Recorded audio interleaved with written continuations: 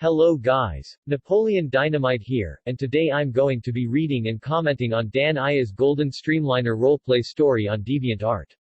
So, in his new video he linked the story and I decided to give it a read.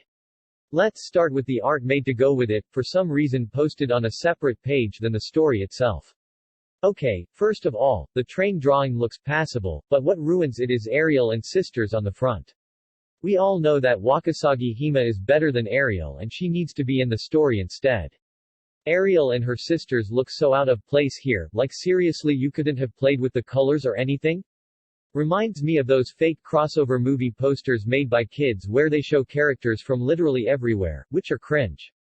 Sure, I guess you could consider my series a crossover because I use characters from ROHV, Toho, Pokemon and more, but I don't mash them all together at once like this, which creates a huge mess.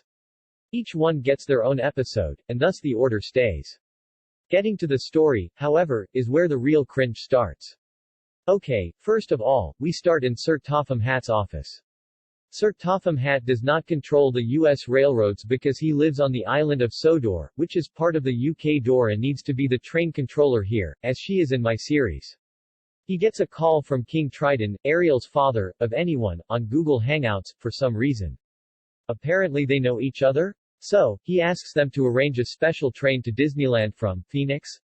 Of anywhere you could have picked, why Phoenix? Phoenix is a landlocked city in the middle of the desert, obviously mermaids have no way of getting there so this makes no sense. Plus, I thought only Ariel could go on land? And wasn't she from France or somewhere in Europe? Taking cars from a privately owned rail museum to use in your excursion is also dumb, as OCS trains are a thing and from my research the passenger cars here never see any movement aside from switching, so they are probably not certified to run the 400 or so miles to California on a Class 1. Plus, King Triton expects this to be done the very next day? Dude, how do you get all this negotiated and done in less than 24 hours? Rail tours and special trains often take several months to even years to plan out. Okay, so we start with Dan Iya, Air Iya, and someone named Joe Railfenning and they get a phone call right there that they need to take this train down a branch line, pick up Ariel and sisters at a station, and head back up? This is just stupid and requires a lot of switching maneuvers. Phoenix has a Union Station. While I know there's the argument that Amtrak hasn't been there since 1996, it has served special trains after that and so they could just board there, assuming they even can board with their mermaid tails.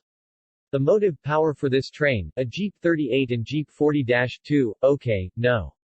Jeeps are for switching and freight work, not passenger trains. Sure, there have been passenger variants, but these two were obviously built for freight work. Plus, they would not be fast enough to run full speed down the UP mainline. An F unit or something with HEP would have been a much better pick for this train. Okay, so what's the boxcar for, anyway? You only have 7 passengers, so why would you need this much space for luggage when you have a luggage car right behind it? The caboose is unnecessary, too, as there is already a car with a platform and the dome car serves the panoramic views. Okay, wow. This story is mocking itself. Also, Flounder going to Bikini Bottom Prison makes no sense. Oh boy, there's another reference to that annoying song Caramel Dancin'. Also, why would the mermaids need tickets to ride the train when it's reserved entirely for them? How did Dave and Larry get in the baggage car? It never says how they snuck in or anything, and apparently their motive is simply for revenge on Ladarchi, which is lazy writing if you ask me. Alright, the scene here is ridiculous. One-man train crews are illegal in the US, and Dave coming into the cab and saying he wants revenge is so bad. So you admit that he is David Allen, I see. Also, if he realizes his life will not get better now, why does he still go through with attacking Joe? Okay, tying him up, as Air Iya points out, would indeed be illegal, but I guess Dan Iya insists it has to be the 1800s way, which is still illegal. Plus, Yuma is a pretty big city, so they would obviously have a police force that they could contact, but I guess this was better for plot convenience purposes or something. Larry climbs across the passenger car roof when he could have just tiptoed through the passenger cars. Both would be risky, sure, but I don't think he'd be able to balance very well on top of a moving train. It also abuses the fat joke about Larry. Really? Anaheim Station is only used by Amtrak and Metrolink trains. After this, only now do they tell the police. I thought Larry didn't want to cash cans in and Dave didn't want to go through with explosives? Did you just call Toho Eurobeat lousy? Now I'm offended. Wow. Just wow. Okay, I have to ask how C4 was able to be snuck in here without suspicion. C4 is usually pretty well marked. Park security would have stopped them if they had noticed, and how did they casually take control of a golf cart and get on the ride without suspicion, with the C4, mind you? So, why did they throw it from the ride when they could have just thrown it from the walking area? The breakdown cart? The breakdown cart? A ridiculous Thomas reference but with a golf cart? Plus, Ariel's leg just being bruised and no one else being hurt seems like awfully little damage from an explosion. Also, Dan Aya is not an employee at Disneyland, so he is not authorized to operate the golf cart. There is no way Dave, Larry, and Ladarchi could not be caught from park security. Oh, hey, there's my name. Okay, how does he not figure out by the name that the Chandler branch is a branch? Ah yes, mocking me by saying frog legs. What kind of sleep are you getting for 15 minutes? I think they should have timed out and retired for the night back in Yuma. This is now, what, at least 3 laws violated by the protagonists. How is this trip even legal?